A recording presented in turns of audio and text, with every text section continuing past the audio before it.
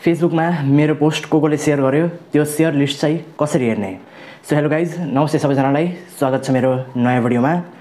आजको यस भिडियोमा चाहिँ म तपाईहरुलाई सिकाउँछु कि कसरी तपाईले फेसबुकमा जस्तै एउटा कुनै पोस्ट सेयर गर्नुभएको छ, पोस्ट हाल्नुभएको छ आफ्नो त्यो फिडमा, फोटो भयो, रिल भयो, केही भिडियो अथवा केही न्यूज केही पनि पोस्ट गर्नुभएको छ, अपलोड गर्नुभएको छ आफ्नो फेसबुक अकाउन्टमा र अब त्यो अकाउन्टमा ल कसैले अब सेयर गर्यो त्यो तपाईको पोस्ट, त्यो फोटो भिडियो जे पनि हो त्यो कसैले सेयर गर्यो।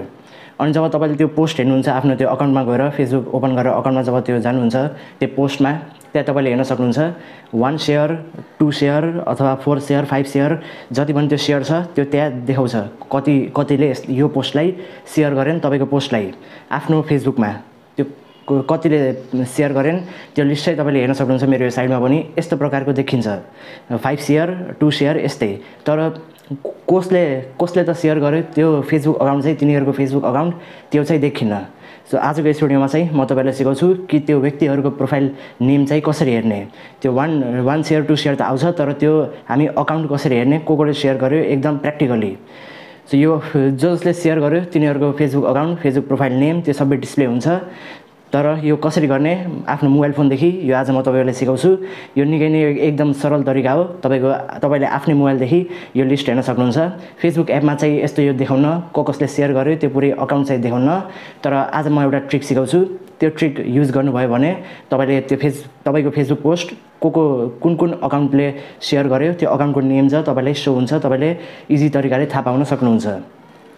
सो अब कसरी त तपाईले थाहा पाउन सक्नुहुन्छ कसले तपाईको त्यो पोस्ट सेयर गर्यो फेसबुकमा, त्यो प्रोफाइल अकाउन्ट लिस्टहरू कसरी चेक गर्ने म अब तपाईलाई सिकाउँछु। तर त्योभन्दा अगाडि अगर च्यानलमा नयाँ हुन्छ भने सब्स्क्राइब गरेर बेल आइकन अलमा सेट गरिदिनु होला मेरो नयाँ भिडियोको नोटिफिकेसन सबभन्दा छिटै पाउनको लागि। सो आजको यो भिडियो हामी स्टार्ट गरौँ। सो ल साथीहरू, म आफ्नो यो फेसबुक ओपन गर्छु यता र हेर्न सक्नुहुन्छ मेरो प्रोफाइल। र अब म तलतिर जान्छु र यहाँ तपाईले हेर्न सक्नुहुन्छ मैले एउटा पोस्ट हालेको छु। यो कति 2-3 वर्ष अगाडि हालेको पोस्ट हो 2021 मा। ल यही एउटा इक्जाम्पल लिगौँ न त। यही एउटा पोस्ट मैले हालेछु र हेर्न सक्नुहुन्छ 5 शेयर्स भनेर आएको छ।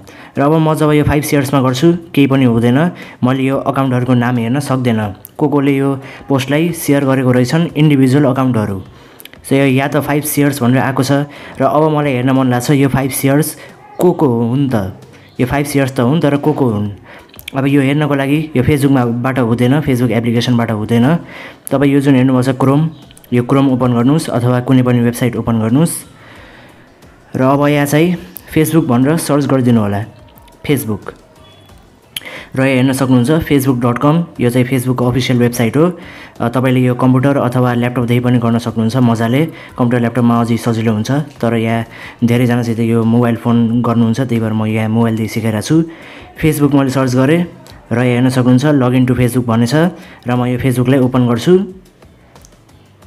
होइन यहाँ होइन, यो जुन लगइन टु फेसबुक छ यसमा दबाउँछु म, लगइन टु फेसबुक भनेर।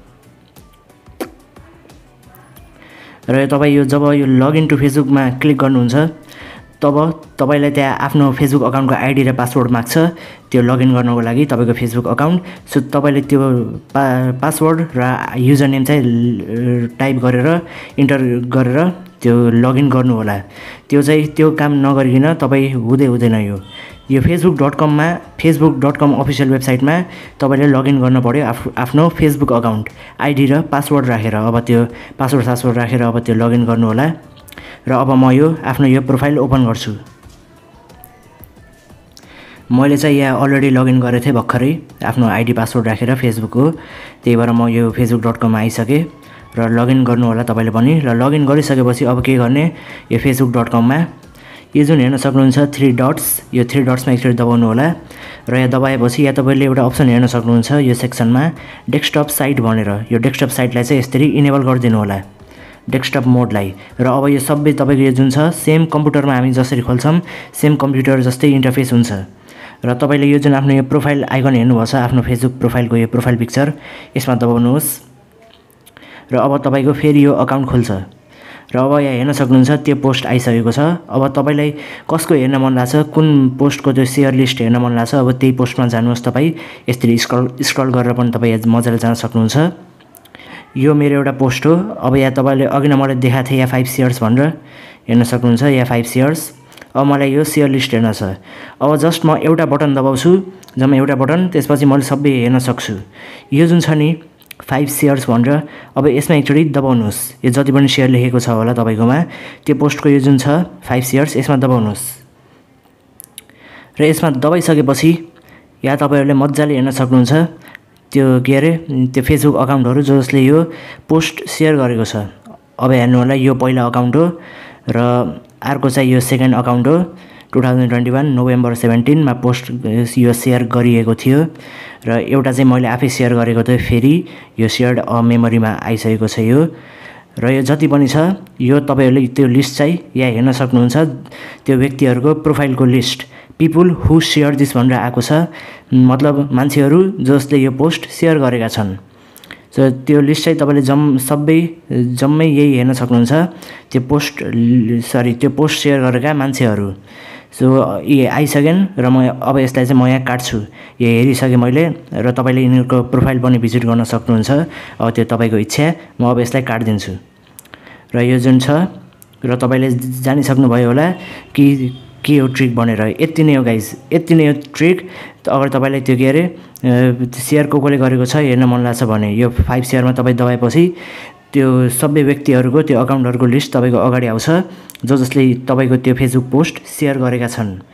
र साथीहरू, यही नै हो तरिका थाहा पाउनको लागि तपाईँको त्यो फेसबुक पोस्ट कुन अकाउन्टले सेयर गरेको रहेछन्, त्यो पुरै अकाउन्टको लिस्ट छ। यही ट्रिकदेखि तपाईँहरूले मजाले थाहा पाउन सक्नुहुन्छ। सो आजको यो भिडियो राम्रो लाग्यो भने च्यानललाई सब्सक्राइब र यो भिडियोलाई सेयर पनि गरिदिनु होला, लाइक गरेर, र कमेन्टमा पनि लेख्नु होला अगर यो ट्रिकले काम गरिरहेको छ भने दिस ट्रिक इज वर्किङ भनेर लेख्नु होला कमेन्टमा। र अगर काम गरिरहेको छैन भने त्यो पनि लेख्नु होला, केही समस्या आइरहेको छ भने म त्यो तपाईँलाई रिप्लाई गर्छु र तपाईँको त्यो प्रब्लम सल्भ गरिदिन्छु। सो आजको भिडियोमा यति नै। धन्यवाद। जय नेपाल।